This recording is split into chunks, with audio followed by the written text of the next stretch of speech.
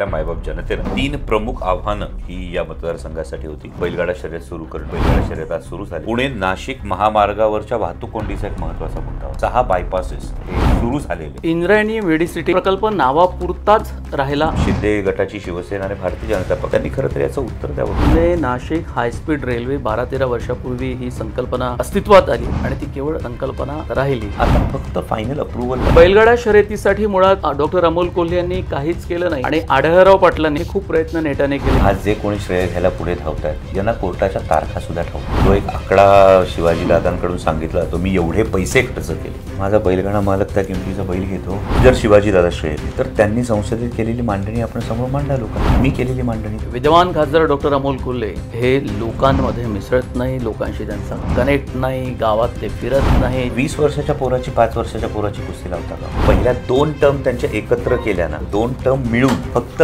22 वेळा ते संसदेत आणि मी पहिल्याच टर्म मध्ये 27 वेळा पार्लमेंटमध्ये। त्यांनी काही प्रश्न संसदेत विचारले होते आढळराव पाटलांनी, ते संरक्षणाच्या मुद्द्यावरती होते। हा एक फार महत्त्वाचा विषय आणि योग्य वेळी मी याची उकल करेन। अत्यंत धक्कादायक विषय आणि त्याची जर उकल झाली, माझी सन्मान्य महोदयांना विनंती आहे। गडकिल्ल्यांचं संवर्धन, देहू, आळंदी, भीमाशंकर या धार्मिक स्थळांचा विकास अजूनपर्यंत झाला नाही। चाकण, तळेगाव, शिक्रापूर आणि रांजणगाव आर्थिक नुकसान असे काही महत्त्वाचे मुद्दे आहेत। 2024 मधला गाजलेला मुद्दा कुठला वाटतो, म्हणजे या मुद्द्यावरून निवडणूक फिरवली जाऊ? सगळ्यात महत्त्वाचा मुद्दा ज्यावरून ही निवडणूक। किती जागा महाविकास आघाडीला मिळतील, किती महायुती? किमान 35 ते 36 जागा या महाविकास आघाडीला। नमस्कार, मी मनोज भोयर, मॅक्स महाराष्ट्रमध्ये आपल्या सर्वांचं स्वागत आहे। महाराष्ट्रातल्या 48 लोकसभा मतदारसंघापैकी एक लोकसभेचा मतदारसंघ ज्याचं नाव आहे शिरूर अत्यंत चर्चेत। याचं कारण असं की डॉक्टर अमोल कोल्हे हे आधीपासूनच शरद पवार यांच्या राष्ट्रवादी पक्षाकडून मैदानात उभे होते। ते विद्यमान खासदार आहेत, पण त्यांच्या विरुद्ध कोण लढणार या संदर्भात काहीही ठामपणे माहिती पुढे येत नव्हती। पण आढळराव पाटील हे उभे राहिले। आढळराव पाटील हे 3 टर्म शिरूरचे खासदारी होते, पण शिंदेंच्या शिवसेना गटाला ही जागा मिळाली नाही आणि मग अजित पवारांच्या गोटामध्ये सामील होऊन ते कोल्हेंशी आता लढत देत आहेत। मुद्द्यावर लढाई होण्यापेक्षा अत्यंत वेगवेगळे मुद्दे सातत्यानं या शिरूरच्या लोकसभा निवडणुकीच्या प्रचारात आपल्याला पाहायला मिळत आहेत। वाहतूक कोंडीपासून बैलगाडा शर्यतीपर्यंतचे वेगवेगळे मुद्दे आहेत। औद्योगिकरणाचे मुद्दे आहेत। काही कारखाने हे या लोकसभा मतदारसंघात जी गावं आणि सगळी विधानसभेचे मतदारसंघ येतात आणि ज्या औद्योगिक वसाहती आहे तिथून ते त्या कंपन्या बाहेर जात आहेत आणि म्हणून पुन्हा एकदा बेरोजगारीचा मुद्दा हा मोठ्या प्रमाणात गाजतो आहे। आता हे सगळे मुद्दे गाजत असताना या प्रश्नांची उकल आपण कुणाकडून करूया, तर ती आपल्याला उमेदवारांकडूनच करावी लागेल। आणि म्हणून डॉक्टर अमोल कोल्हे, सिने अभिनेते, विद्यमान खासदार, उत्तम वक्ते, अनेक प्रश्नांचे उत्तम जाण असणारं असं एक तरुणाईचं असं एक व्यक्तिमत्व आपल्यासोबत इथे मॅक्स महाराष्ट्रावर जोडलं गेलं। खूप स्वागत आहे आपलं। धन्यवाद जयशिवराय। मी प्रश्न तुम्हाला विचारणार आहे, पण एक खासदार म्हणून तुमचं आता 2024च्या लोकसभा निवडणुकीमधलं विजन काय आहे? तुम्हाला काय मांडायचं तुम्ही शांतपणे मांडू शकता, नंतर मी तुम्हाला प्रश्न विचारणार। खासदार म्हणून जर आपण बघत असाल तर 2019ला शिरूर लोकसभा मतदारसंघातल्या मायबाप जनतेनं ही जबाबदारी देत असताना 3 प्रमुख आव्हानं ही या मतदारसंघासाठी होती आणि 3 प्रमुख प्रॉमिसेस मी खरं तर केली होती। यामधलं एक होतं बैलगाडा शर्यत सुरू करणं। ती बैलगाडा शर्यत आज सुरू झालेली आहे। पुणे नाशिक महामार्गावरच्या वाहतूक कोंडीचा एक महत्त्वाचा मुद्दा होता।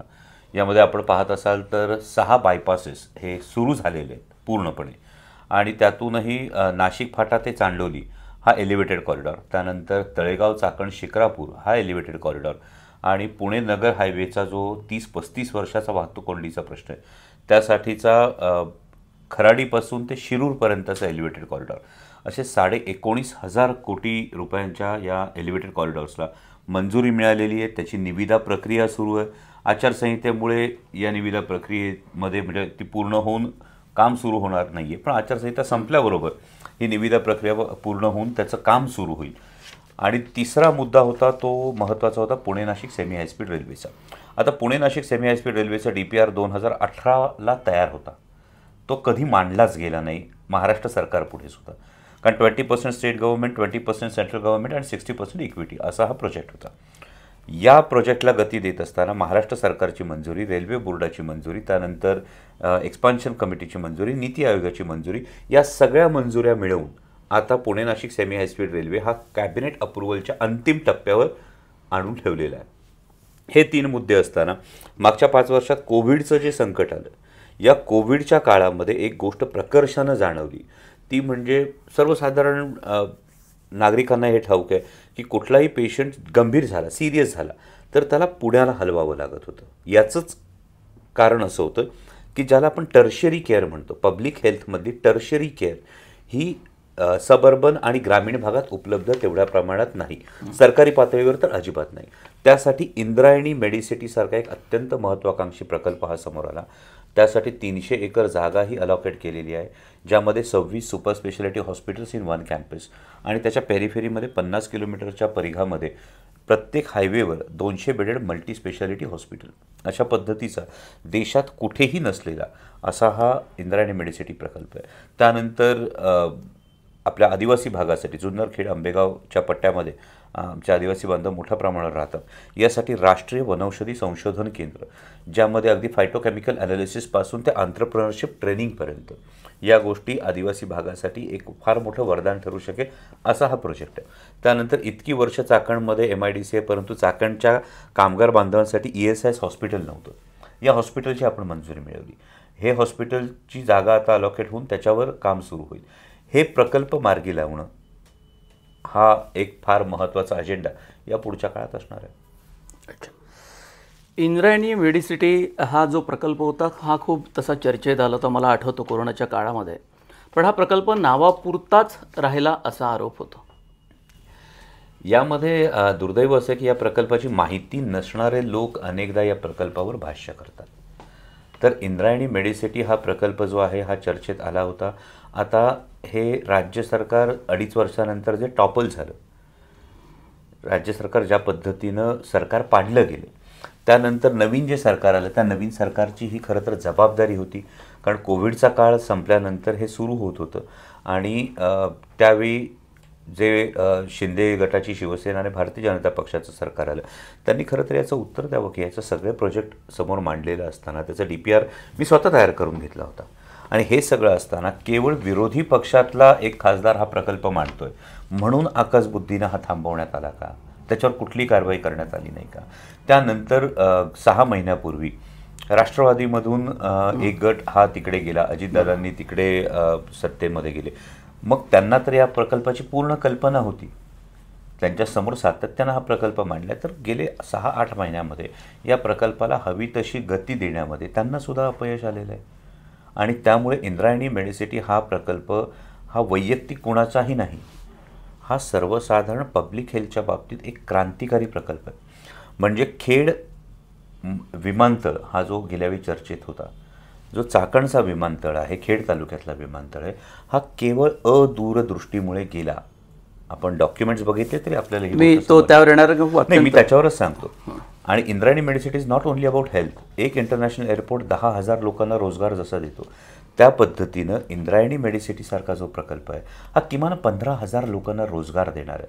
बरं, याचा इनडायरेक्ट एम्प्लॉयमेंटचा जर विचार केला तर याची पॅरामेडिकल कॉलेजेस असतील, याची वेगवेगळ्या फॅसिलिटीजची मेडिकल कॉलेजेस असतील, म्हणजे इंद्रायणी मेडिसिटीमध्ये 26 सुपर स्पेशालिटी हॉस्पिटल सुरू होणं हा एक टप्पा आहे.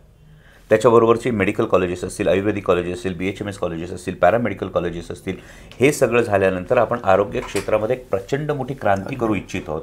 त्यामध्ये इंडिजिनस सिस्टीम ऑफ मेडिसिन का सुरू होऊ नये, या सगळ्या पॅथीच्या चांगल्या तत्वांचा एकत्र वापर करून आपण ॲलोपॅथी म्हणतो, ही ॲलोपॅथी आपण बाहेरची सगळी हे करतो, आयुर्वेद म्हणतो, त्याला आजच्या काळाचे जे निकष आहेत हे लावून एक इंडिजिनस सिस्टीम का होऊ नये, हा संपूर्ण इंद्रायणी मेडिसिटी प्रकल्प आहे.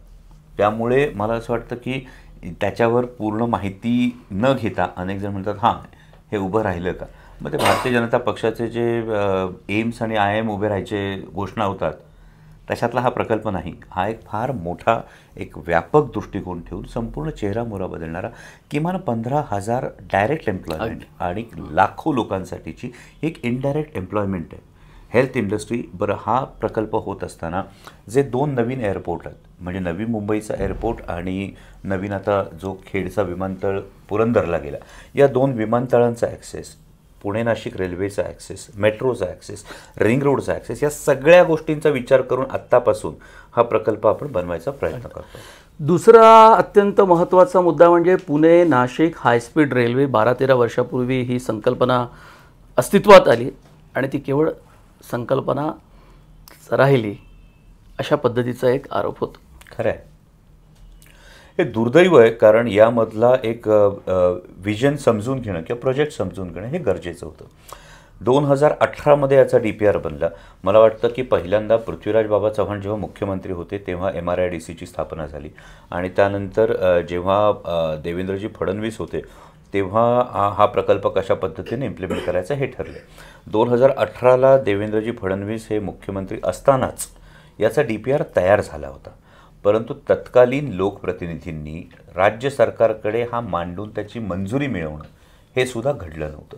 2020ला मी सातत्यानं पाठपुरावा करून याचा principal approval for financial activity घेतली.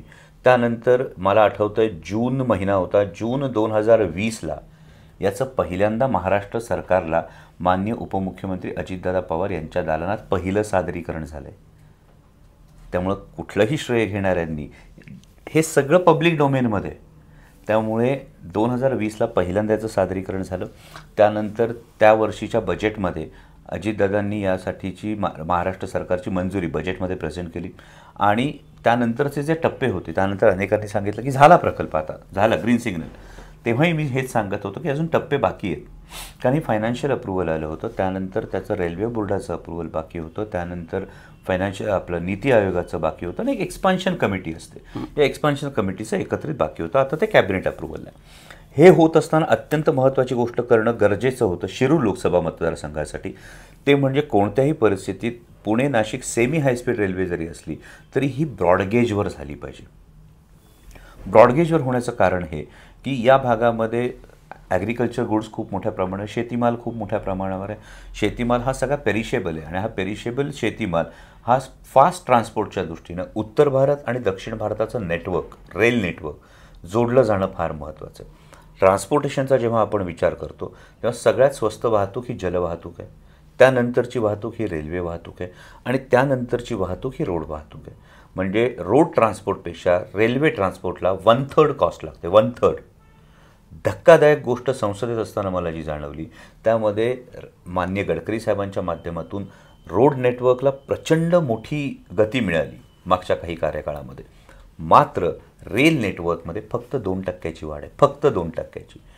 विशेषतः जो देश हा इंधन आयात करतो या देशासाठी ही कन्सर्न असणारी गोष्ट आहे आणि त्यामुळे रेल नेटवर्क करत असताना Pune Nashik semi high speed railway ब्रॉडगेजवर होत असताना जुन्नर तालुक्यामध्ये 2 ॲग्रिकल्चर ट्रॅक, आंबेगाव तालुक्यामध्ये 1 ॲग्रिकल्चर ट्रॅक, खेड तालुक्यामध्ये 1 इंडस्ट्रीयल ट्रॅक, वाघोलीमध्ये 1 लॉजिस्टिक ट्रॅक, हे DPRमध्ये चेंजेस मी आग्रहाने करवून घेतले, जेणेकरून माझ्या भागातल्या लोकांची जमीन जाणार आहे, मोबदला मिळेल ही गोष्ट वेगळी, पण त्याचा लाँग टर्म बेनिफिटसुद्धा व्हायला पाहिजे.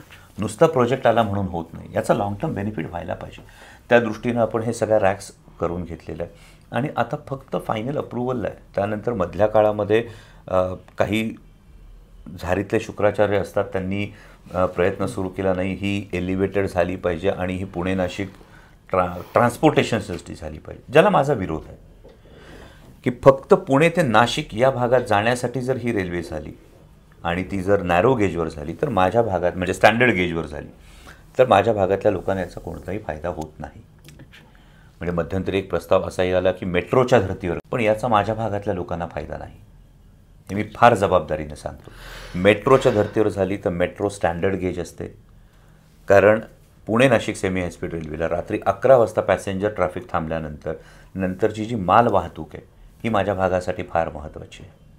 एक्सप्रेस ट्रेन्स असतील, मालगाड्या असतील, मग आत्ता नवीन सुरू झालेल्या किसान रेल असतील, या जाण्यासाठी ब्रॉडगेजवर तो प्रकल्प होणं महत्त्वाचं आहे. आणि हे टप्पे इथून मागच्या काळामध्ये केवळ भाषणात चर्चेचे होते, याचा शास्त्रोक्त पद्धतीनं अभ्यास करून त्यातल्या एक्सपर्ट्सची माहिती घेऊन हा पाठपुरावा मी केला आहे आणि आता हा प्रकल्प कॅबिनेट अप्रूव्हल आहे. मला खात्री आहे की सरकार बदलेल केंद्रातलं, आणि हे सरकार बदलल्यानंतर या प्रकल्पाला 100% गती मिळेल. सरकार समजा बदललं नाही पण विकास कामांना मग अडथळा येतो असं काही तुमचा अनुभव आहे? मला असं वाटतं की सरकार हे 100% बदलेल, आणि सरकार जर बदललं नाही तर माननीय गडकरी साहेबांसारखे मंत्री हे असतील तर विकास कामांना अडथळा येत नाही. मी फार जबाबदारीनं हे विधान करतोय, कारण पुणे नाशिक हायवे असेल, 19,500 कोटी रुपयांचे एलिव्हेटेड कॉरिडॉरचे प्रकल्प, गडकरी साहेबांसारखे एक मंत्री हे केवळ विकासाची भूमिका ठेवून एक कॉम्प्रिहेन्सिव्ह मोबिलिटीचा एक तरुण खासदार विचार करतोय म्हणून पाठराखण करतात.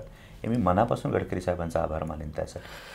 तुमच्या लोकसभा मतदारसंघातला एक अत्यंत महत्त्वाचा मुद्दा होता तो गाजला. तामिळनाडूमध्ये जलीकट्टू बैलगाडा शर्यतीला परवानगी दिली गेली आणि त्यानंतर मग महाराष्ट्रातल्या बैलगाडा शर्यतीला परवानगी का मिळत नाही म्हणून प्रश्नही विचारण्यात आले. दरम्यानच्या काळात संसदेतले तुमचे या संदर्भातले मुद्देसुद्धा व्हायरल झाले, गाजले म्हणजे भाषण. आणि बैलगाडा शर्यतीसाठी मुळात डॉक्टर अमोल कोल्हे यांनी काहीच केलं नाही आणि आढळराव पाटलांनी म्हणजे माजी खासदारांनी खूप प्रयत्न नेटाने केले, कागदपत्रांची जमवाजमव, पुराव्यांची जमवाजमव, संदर्भ, आणि हे सगळे त्यांनी न्यायालयासमोर मांडले आणि म्हणून न्यायालयाचा निर्णय हा लोकांच्या पक्षानं लागला, बाजूनं लागला.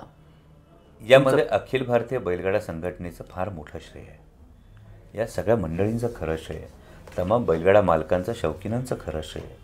ते राजकीय फायद्यासाठी कोणी स्वतःच्या पोळीवर तूप ओढून घेऊ नये. या बैलगाडा मालकांनी अव्याहतपणे संघर्ष केला. आज जे कोणी श्रेय घ्यायला पुढे धावत आहेत यांना कोर्टाच्या तारखासुद्धा ठाऊक नव्हत्या, पण ही अखिल भारतीय बैलगाडा संघटनेची ही सगळी मंडळी होती ना, ही नेटानं लढली. यांच्या लढ्याला एक आवाज देण्याचं निमित्त मी आहे. हा लढा बैलगाडा मालकांनी लढला आहे. हा लढा अखिल भारतीय बैलगाडा संघटनेने लढला आहे. पार्लमेंटमध्ये सातत्याने याला आवाज देऊन एक गोष्ट असते, एक लढा सुरू असतो आणि त्या लढ्याला एक सर्वव्यापी माहिती जर झाली तर त्याला एक वेगळा आवाज मिळायला सुरुवात होते. आणि पार्लमेंटच्या निमित्तानं सातत्यानं मी ही मागणी केली. आणि आज बैलगाडा शर्यत जी सर्वोच्च न्यायालयाच्या आदेशानं सुरू झाली, यामध्ये इतर कोणीही कितीही जर असं म्हणत असेल तर मग त्या काळात का नाही सुरू झाली हो? किती वर्ष बंदी होती, मग ही बंदी त्या काळात का नाही उठली? जर फक्त पैसे खर्च केल्याचा दिखावा सांगून, म्हणजे जो एक आकडा शिवाजी दादांकडून सांगितला तो मी एवढे पैसे खर्च केले, माझा बैलगाडा मालक त्या किमतीचा बैल घेतो आणि या बंदीच्या काळात ते बैल जोपासत होता, तो लेकराप्रमाणे जोपासत होता, आणि ही सगळी मंडळी लढली.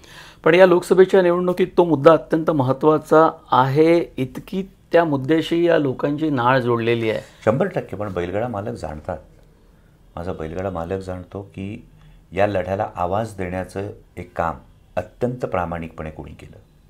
म्हणजे वेगवेगळे मुद्दे, म्हणजे माझं आपल्याला आव्हान आहे की या संदर्भातलं जर शिवाजीदादा श्रेय घेत असतील तर त्यांनी संसदेत केलेली मांडणी आपण समोर मांडला, लोकांच्या मी केलेली मांडणी समोर मांडला.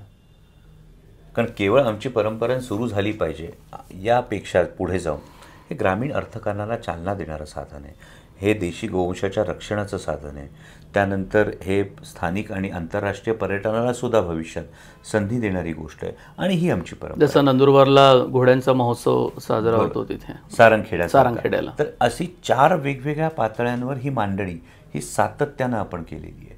आणि जो संपूर्ण लढा आहे, मी हे जाहीरपणे सांगतो की अखिल भारतीय बैलगाडा संघटना, बैलगाडा चालक, शौकीन या सगळ्यांनी ही गोष्ट केली. पण सारंगखेड्यामध्ये जसं अश्वमेघ महोत्सव साजरा होतो तसा तो होऊ शकतो, तेवढं पोटेन्शियल या शर्यतीमध्ये 100%. जर स्पेनची अर्थव्यवस्था स्पॅनिश बुलरन आणि स्पॅनिश बुलफाईट सारखे खेळ आकर्षित करू शकतात तर माझं बैलगाडा शर्यत का नाही? मॅन ॲनिमल कोएक्झिस्टन्सचं हे आंतरराष्ट्रीय पातळीवरचं एक फार मोठं साधन होऊ शकतं. खरं तर चंद्रकांतदादा पाटील पालकमंत्री असताना ही संकल्पना मी समोर मांडली होती की याचा एक मॉडेल बैलगाडा घाट हा जिल्हा नियोजनच्या माध्यमातून एक तयार केला जावा, जेणेकरून हे एक विधायक मॉडेल समोर आणणं फार गरजेचं आहे. ही केवळ परंपरा म्हणण्यापेक्षा याच्या पलीकडे जाऊन हे खरोखर ग्रामीण अर्थकारणाला चालना देणारी गोष्ट आहे. म्हणजे एखाद्या गावची लोकसंख्या 2-3 हजार असते आणि त्या गावात जेव्हा 1000-1500 लोक बैलगाडा शर्यतीच्या निमित्तानं येतात, तेव्हा अगदी वडापाव विक्रेत्यापासून, चहा विक्रेत्यापासून, वाजंत्र्यापासून, ट्रान्सपोर्टवाल्यापर्यंत या सगळ्यांच्या अर्थकारणाला एक गती मिळते. तर या ग्रामीण अर्थकारणाच्या गतीचा हा विचार होणं गरजेचं आहे. एक आरोप तुमच्यावर असा होतो की विद्यमान खासदार डॉक्टर अमोल कोल्हे हे लोकांमध्ये मिसळत नाही, लोकांशी त्यांचा कनेक्ट नाही, गावात ते फिरत नाहीत. हा एक फॉल्स परसेप्शनचा फार सुंदर प्रयोग आहे आणि हा फॉल्स परसेप्शनचा सुंदर प्रयोग असं मला साधं एक म्हणणं आहे. आता तुलना जेव्हा केली जाते तेव्हा 20 वर्षाच्या पोराची 5 वर्षाच्या पोराची कुस्ती लावता का? जर 20 वर्षाच्या पोराची 5 वर्षाच्या पोराशी कुस्ती लावता येत नसेल तर एखादा व्यक्ती 20 वर्ष त्या भागात असेल तर त्याचा जनसंपर्क आणि 5 वर्ष असणाऱ्याचा जनसंपर्क हा कसा तुलना करता येईल? हा एक महत्त्वाचा मुद्दा येतो. दुसरा फार महत्त्वाचा मुद्दा असा येतो की या 5 वर्षांमधली 2 वर्ष ही कोविडच्या काळामध्ये हे गेली. मधल्या काळामध्ये असे जे हे आरोप होतात त्यातला एक हास्यास्पद एक आरोप होता, अमोल कोल्हेंनी कोविड काळात नेमकं काय केलं, आणि जेव्हा जे केलं ते समोर आलं त्यानंतर आरोप करणाऱ्यांची बोलती बंद झाली. त्यावर कोणीच आता बोलत नाही. कारण त्यावेळी जेव्हा कोविडची लस आली, ही कोविडची लस सुरुवातीला केंद्र सरकारचं धोरण ठरलेलं नव्हतं आणि ती विकत देऊन लस घ्यावी लागत होती. असं असताना शिरूर लोकसभा मतदारसंघ हा देशातला पहिला लोकसभा मतदारसंघ आहे ज्यानं 5 लाख नागरिकांचं मोफत लसीकरण केलं. सिरम इन्स्टिट्यूटच्या CSRच्या माध्यमातून 5 लाख नागरिकांचं मोफत लसीकरण करणारा शिरूर लोकसभा मतदारसंघ हा पहिला मतदारसंघ आहे. त्यानंतरची दुसरी महत्त्वाची गोष्ट होती फॅबीफ्लू नावाची गोळी. ही फॅबीफ्लू नावाची गोळी, कारण काही जणांनी मध्यंतरी हे करताना सांगितलं आम्ही एवढे किट वाटले, तर अमोल कोल्हे कुठे होते? मी किट वाटले, कम्युनिटी किचन चालवले, या गोष्टी मला असं वाटतं मी मानवतेच्या भावनेतून केल्या आणि मी त्याचा राजकारणासाठी वापर करण्याचं ठरवलं नव्हतं. पण हे जे काही केलं असेल, फॅबीफ्लूची एक आर्थिक गणित मी सांगतो आपल्याला. 105 रुपयाला एका गोळीची किंमत होती, 16 गोळ्यांचा डोस होता आणि साधारणतः संपूर्ण डोसचा खर्च त्या 7 दिवसांच्या 10,000 रुपयाच्या आसपास जात होता. 10 ते 10,500 रुपये. तो मीच होतो ज्याने फॅबीफ्लूची किंमत 40 रुपयाने कमी केली, 105 रुपयावरून 65 रुपये. बरं, ती फक्त शिरूर लोकसभा मतदारसंघासाठी नाही केली, ती संपूर्ण देशासाठी केली. जो 10,500 रुपयाचा खर्च होता तो 4,500 रुपयावर होता. ही फॅबीफ्लूची किंमत कमी करणारा खासदार मी होतो, कारण माझ्या लोकांनी मला संसदेत पाठवलं होतं ते धोरणात्मक बाबींसाठी, आणि ही धोरणात्मक बाब मी योग्य पद्धतीनं तिथं पार पाडली. त्यानंतर रेमडेसिवीरच्या संदर्भातलं धोरण असेल. शिरूर लोकसभा मतदारसंघामध्ये आज तुम्हाला अव्हेस्क्युलर नेक्रोसिस ऑफ फिमरच्या केसेस कमी दिसतात. कोविडनंतर अनेकांना या गोष्टी कळल्या होत्या की अव्हेस्क्युलर नेक्रोसिस ऑफ फिमर होतं आणि कशा पद्धतीने होतं. हे सगळं होत असताना मुंबईचं KM हॉस्पिटलचे जे डॉक्टर्स आहेत त्यांचे आणि DCHCचे जे डॉक्टर्स आहेत यांचे रेग्युलर ऑनलाईन ट्रेनिंग्ज आम्ही करून घेतले होते. आणि हे होत असल्यामुळे व्हेंटिलेटर प्रॉपरली कसा वापरायचा आहे, स्टँडर्ड ट्रीटमेंट गाईडलाईन्स काय आहेत, या गोष्टींचं हे जे DCHCमध्ये डॉक्टर्स होते हे बऱ्यापैकी BMS BHMS डॉक्टर्ससुद्धा घ्यावे लागले, कारण डॉक्टर्सचीच वाढवा झाली होती. या काळात या डॉक्टर्सना प्रोफेशनल ट्रेनिंग हे या ऑनलाईन ट्रेनिंग्स मिळालं. आणि मग त्यामुळे असं हे सगळं झाल्यानंतर मुद्दा कसा होतो की निवडणूक कसली आहे, लोकसभेची आहे, पण लोकसभेच्या मुद्द्यांपासून भरकटवायचं आहे लोकांना. मग हा मुद्दा येतो जनसंपर्काचा. मग ज्या माननीय पंतप्रधानांविषयी ते मतं मागतात, माननीय पंतप्रधान किती वेळा त्यांच्या मतदारसंघात गेले हो? मी तर साधा खासदार आहे, ते तर देशाचे पंतप्रधान आहेत. पण हे मुद्दे भरकटवण्यासाठी असे असतात की पार्लमेंटरी परफॉर्मन्स पहिल्याच टर्ममध्ये 3 वेळा संसदरत्न पुरस्कार मिळतो. पहिल्याच टर्ममध्ये, म्हणजे माजी खासदार जेव्हा बोलतात तेव्हा पहिल्या 2 टर्म त्यांच्या एकत्र केल्या ना, तर 2 टर्म मिळून फक्त 22 वेळा ते संसदेत बोलले, पहिल्या 2 टर्म मिळून. आणि मी पहिल्याच टर्ममध्ये 27 वेळा पार्लमेंटमध्ये बोललो माझे मुद्दे मांडण्यासाठी. बरं, 22 वेळा माजी खासदार जे बोलले त्यातलं एखादं भाषण तुमच्या स्मरणात आहे का हो, की ज्याची देशभर चर्चा झाली? एखादं भाषण तुमच्या ह्याच्यात आहे की जे एका महत्त्वाच्या मुद्द्यावर हे भाषण होत होतं देश पातळीवरच्या? असं जर असेल तर उलटं पहिल्या टर्ममध्ये केलेली अनेक भाषणं तुमच्या समोर आहेत. मग या मुद्द्यांवर आपल्याला बोलायचंच नाही आहे, विरोधकांना या मुद्द्यांवर बोलायचंच नाही आहे.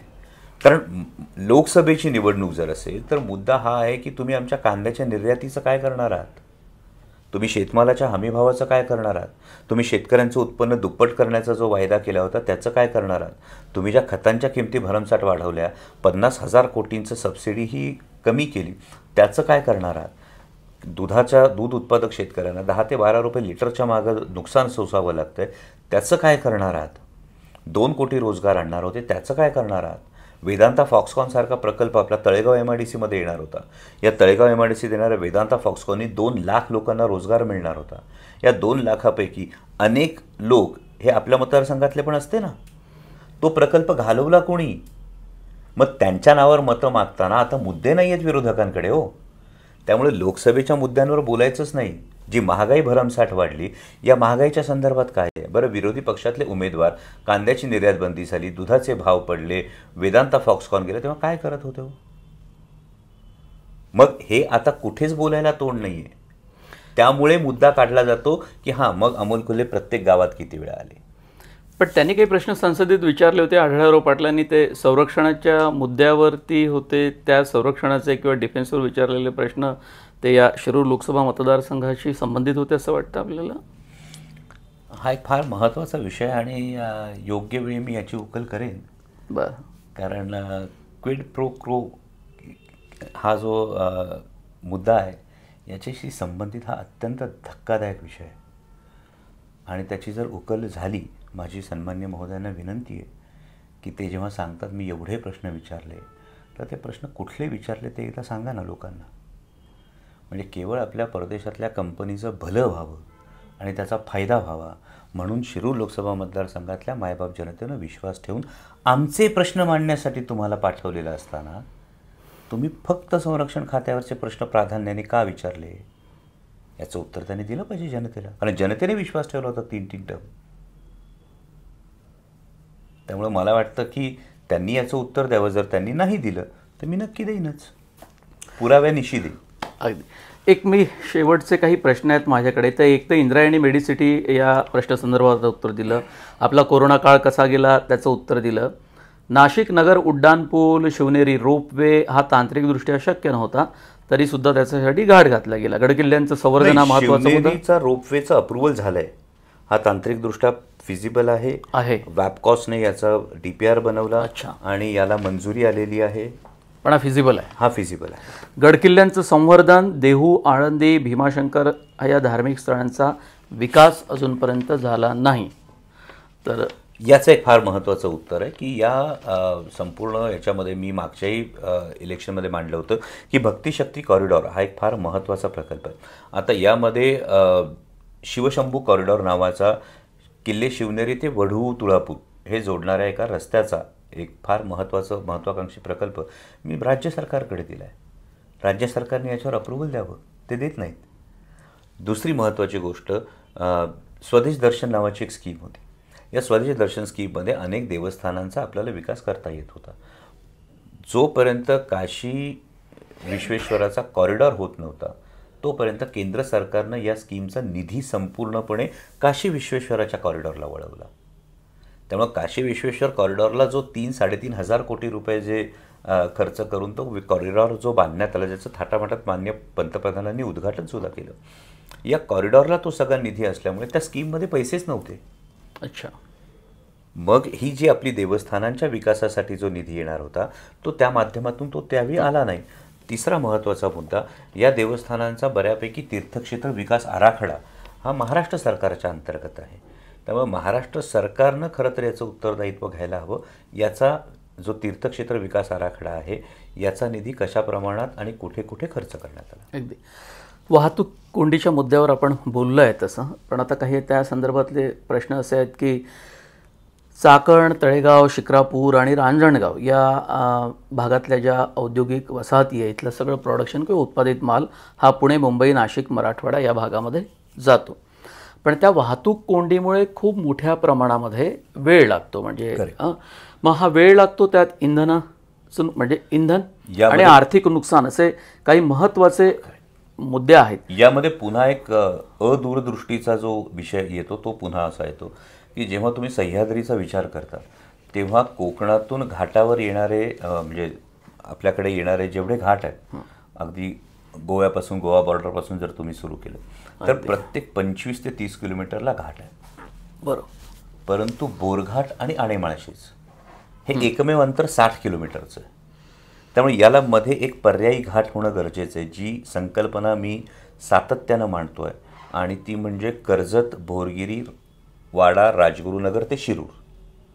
हा जर एक लिंक तयार झाली तर आता होतं कसं, मराठवाड्यातून येणारी संपूर्ण ट्रॅफिक याचा संपूर्ण ताण तुमचा तळेगाव, चाकण, शिक्रापूरवर येतो, या एकाच रस्त्यावर येतो. आता त्याला 3 पर्याय तयार होतात. इकडे रिंग रोडचा पर्याय, पण रिंग रोडचा पर्याय हा ॲक्सेस कंट्रोल हायवे आहे, त्यामुळं स्थानिकांना त्याचा फायदा फारसा होणार नाही. परंतु तळेगाव, चाकण, शिक्रापूरचा एलिव्हेटेड कॉरिडॉर आणि त्याच्या शेजारीच होणारा शिरूर, राजगुरुनगर, वाडा, कर्जत हा एक ॲक्सेस जर तयार झाला तर याने तळेगाव, चाकण, शिक्रापूरवरचा जो लोड आहे हा नक्कीच कमी होईल. आणि पुणे नाशिक हायवेचं म्हणाल तर याचा एक आधी प्रोजेक्ट फायनल झाला होता, त्याचं टेंडर निघालं होतं, त्याचं टेंडर फायनल झालं होतं. परंतु दुर्दैवानं जी L1 जी कंपनी आली होती, ही L1 कंपनी टेंडर झाल्यानंतर नॅशनल हायवेकडून दुसऱ्या एका देशातल्या वेगळ्या प्रोजेक्टसाठी ती ब्लॅकलिस्ट करण्यात आली. अच्छा. आणि ती ब्लॅकलिस्ट केलेली असल्यामुळे कंपनी L1 तेच होते, त्यामुळे त्यांना तो प्रोजेक्ट सुरू करता येणं शक्य नव्हतं. त्यामुळे पुणे नाशिक हायवेचा जो एलिव्हेटेड कॉरिडॉर आहे याला वेळ लागला. पण आता ते टेंडर प्रोसेसमध्ये, त्यामुळे हे आता साधारणतः पुढच्या 2.5 ते 3 वर्षात ही गोष्ट होऊन जाईल. आणि पुन्हा जसं माजी खासदार म्हणतात असे प्रोजेक्ट लगेच होत नाहीत, पण 15 वर्ष कालखंड असताना या MIDCच्या दृष्टीने किंवा या संपूर्ण भागाच्या दृष्टीने कॉम्प्रिहेन्सिव्ह मोबिलिटीचा विचारच झाला नाही कुठलाच. आत्ता मी तुम्हाला हे 3ही एलिव्हेटेड कॉरिडॉर्स सांगतो आहे. हे 3ही एलिव्हेटेड कॉरिडॉर्स एकमेकाशी कनेक्टेड आहेत. आणि आणखी 4थ्या एलिव्हेटेड कॉरिडॉरचा जो DPR आपण सबमिट केलेला आहे तो हडपसरच्या रविदर्शन चौकापासून ते यवतपर्यंतचा. कारण हे आत्तापासून याची हे करावं लागेल, कारण पुणे सोलापूर हायवे जो आहे हा आता कंजेस्ट व्हायला लागलेला आहे. त्यामुळे पुणे सोलापूर हायवेची चर्चा जरी चाकणच्या वाहतूक कोंडीची होत असली तरी तेवढीच किंवा त्यापेक्षा थोडी कमी असेल, पण ही वाहतूक कोंडी सोलापूर हायवेवर पण होते. त्यामुळे पुढच्या 25-30 वर्षाचा हा विचार होणं फार गरजेचं आहे. 2019मध्ये चाकणच्या वाहतूक कोंडीचा मुद्दा गाजला होता, बरोबर. आणि 2024मधला गाजलेला मुद्दा कुठला वाटतो, म्हणजे ज्या मुद्द्यावरून निवडणूक फिरवली जाऊ शकते? मला असं वाटतं का हा मुद्दाच काढला जात नाही आहे. देशाच्या लोकसभेच्या निवडणुकीच्या दृष्टीनं मुद्देच समोर येत नाही आहेत. कारण सगळ्यात महत्त्वाचा मुद्दा ज्यावरून ही निवडणूक लोकांचं आधीच ठरलेलं आहे, हा मुद्दा महागाईचा आहे, हा मुद्दा बेरोजगारीचा आहे, हा मुद्दा शेतमालाला योग्य भाव न मिळण्याचा आहे. सर 2014मध्ये जेव्हा माननीय पंतप्रधान यवतमाळला चाय पे चर्चामध्ये आले होते आणि त्यांनी शेतकऱ्यांचं उत्पन्न दुप्पट व्हायचं सांगितलं होतं, तर 2014मध्ये कांद्याला भाव हा 20 रुपये किलो होता, जेव्हा पेट्रोल 60 रुपये होतं, जेव्हा DAPची बॅग 550 रुपयाला होती. आज माझा शेतकऱ्याला कांदा 10-12 रुपयांनी विकावा लागतो आहे, पण पेट्रोल 110 रुपये, DAPची बॅग 1750 रुपयाला गेलेली आहे. हे कोण बोलणार शेतकऱ्यांविषयी? हा लोकसभेचा मुद्दा आहे. तुम्ही का शेतमालाला हमी भाव देत नाही आहात? तुम्ही का खतांच्या किमतीवरच्या सबसिडी कमी केलेल्या आहेत? हे लोकसभेचे मुद्दे. बेरोजगारीचा मुद्दा. आज सर्वसाधारण शेतकऱ्याच्या पोराला शैक्षणिक कर्ज मिळतं का? याचं उत्तर सपशेल असं नाही आहे. आणि तरी कापड कष्ट करून बाप कायम शेतकरी, कुठल्याही शेतकऱ्याला विचारा पोराने शेती करावी का, तो म्हणतो नाही, पोराने एकाने तरी नोकरी करावी. पण ते पोरगं शिकतं पण त्याला नोकरी मिळत नाही आहे. सर जर देशातल्या सुशिक्षित बेरोजगारांची जर टक्केवारी 83% असेल, 83%, तर हे अत्यंत धक्कादायक, अत्यंत चिंताजनक गोष्ट आहे. हा देशाच्या राजकारणाचा मुद्दा आहे. तुमचा खासदार तुमच्या गावात आला का हा मुद्दा नाही आहे. 83% मुलं बेरोजगार आहे. आज तुम्ही महाराष्ट्राच्या ग्रामीण भागात फिरून बघा, 28, 30, 32, 34 वर्षाची पोरं आहेत. तुम्ही नाक्यावर जाऊन विचारा सहज, लग्न झालं आहे का? उत्तर नाही येतं. मग हा जो एकूण सामाजिक असमतोल पुढच्या काळात बिघडणार आहे, हा महत्त्वाचा मुद्दा आहे. जे सांप्रदायिक वातावरण वाढत चाललेलं आहे, म्हणजे या तरुणाईला कुठेतरी विधायक वाढ देण्यापेक्षा त्यांच्या हातात जातीचे किंवा धर्माचे दगड देऊन जर हे केले तर त्याने वेदना देशाला होणार आहे. चीनमधून एवढ्या कंपन्या बाहेर पडल्या मधल्या काळात. जर भारताची अर्थव्यवस्था सक्षम होती, जर भारत स्वतःला विश्वगुरू म्हणून एक इमेज पोर्ट्रे केली जात होती, विशेषतः काही हिंदी माध्यमांमधून, तर मग त्या कंपन्या भारतात यायला पाहिजे होत्या. आमच्या तरुणांना रोजगार मिळाले असते ना. त्या कंपन्या कुठे गेल्या? त्या मेक्सिकोत गेल्या, इंडोनेशियात गेल्या, बांगलादेशमध्ये गेल्या, भारतात का नाही आल्या? आज चीनच्या सीमेवर जो भूभाग बळकावण्याचा सातत्यानं आरोप केला जातो, या संदर्भात आपण काहीच बोलत नाही आहोत. आज देशाला 3 बाजूनी चीनने वेढलेलं आहे, पण आमच्या तरुणांच्या डोक्यात मात्र रोषासाठी फक्त एक पाकिस्तानचं नाव घेतलं जातं, पण 3 बाजूनी चीनने वेढलं आहे ना. अगदी पाकिस्तानमधलं बेल्ट 1 रोडच्या त्याच्या ग्वादर बंदरपासून ते खाली येऊन श्रीलंकेच्या हंबोटाटा बंदरापर्यंत चीनची इन्व्हेस्टमेंट आहे. मग 3 बाजूनी आपण चीनने वेढले गेलेलो आहोत. शिवाय ज्या भूभागामध्ये चीनच्या अतिक्रमणाची कायम चर्चा होते, याविषयी कधीच स्पष्टीकरण येत नाही माननीय पंतप्रधानांकडून, देशाच्या संरक्षण मंत्र्यांकडून. या ज्या गोष्टीत या देशासाठी कन्सर्न असणाऱ्या मुद्दे आहेत. आणि मला असं प्रामाणिकपणे वाटतं की लोकसभा निवडणुकीचे मुद्दे हे या पातळीवरचे असायला हवेत. मणिपूरमध्ये पेटलेला हिंसाचार बघा सर. नागालँडमधल्या 4 जिल्ह्यांमध्ये जर 1% मतदान होत नसेल, तर आपल्या देशाची जी ईशान्येकडची राज्य आहेत, हा आपल्या देशाचा भाग आहे, त्यांच्या मनात आपण हा विश्वास देऊ शकलो आहोत का की हा आपला देश आहे? हे महत्त्वाचे मुद्दे सगळे काय म्हणतो दुर्लक्षित करत जायचे आणि मग कुठल्या तरी वेगळ्या मुद्द्यांवर, वैयक्तिक टीकांवर ही निवडणूक नेत जायची. मला वाटतं हे अत्यंत दुर्दैवी चित्र आहे. आणि विशेषतः नवमतदार मला प्रचार दौऱ्यात काही भेटत आहेत. या नवमतदारांनी चिठ्ठ्या लिहिल्यात मला की आम्ही तुम्हाला आमचं पहिलं मत देणार आहोत, पण आम्हाला हे मुद्दे हवेत. आणि खरंच कौतुक आहे मला त्या सगळ्या नवमतदारांचं की या पोरांना कळतं आहे, 18-20 वर्षाच्या पोरांना, की आमच्या रोजगाराविषयी बोला, आमच्या भवितव्याविषयी बोला, लोकशाहीविषयी बोला. हे मुद्दे समोर येणं फार गरजेचं आहे या निवडणुकीमध्ये. जाता जाता महाराष्ट्राच्या लोकसभा जागांवरती आपण बोलूया. किती जागा महाविकास आघाडीला मिळतील आणि किती महायुतीला मिळतील? मला वाटतं किमान 35 ते 36 जागा या महाविकास आघाडीला मिळतील किमान. याचं कारण काय? याचं कारण आपण देशातले ही जी सगळी गोष्ट सांगतोय ना, ही अमोल कोल्हेची नाही. अमोल कोल्हे एक मध्यमवर्गीय कुटुंबातला साधा माणूस आहे हो. माझ्या कुटुंबात मला जे फेस करावं लागतं ना, हे प्रत्येक मतदाराला फेस करावं लागतं.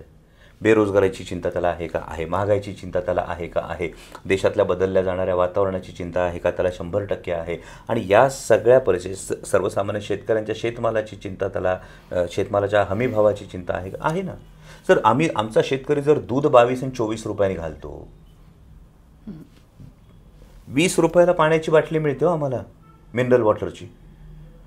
आम्ही 75,000 ते 1 लाखाची गाय घ्यायची, तिचा चारा बघायचा, तिचं शेण काढायला माणूस बघायचा, धारा काढणारा माणूस बघायचा, हे सगळं आम्ही करायचं. आणि आम्ही पाण्याची बाटली घ्यायची 20 रुपयांनी, दूध विकायचं 22 रुपयांनी. कुठला न्याय आहे?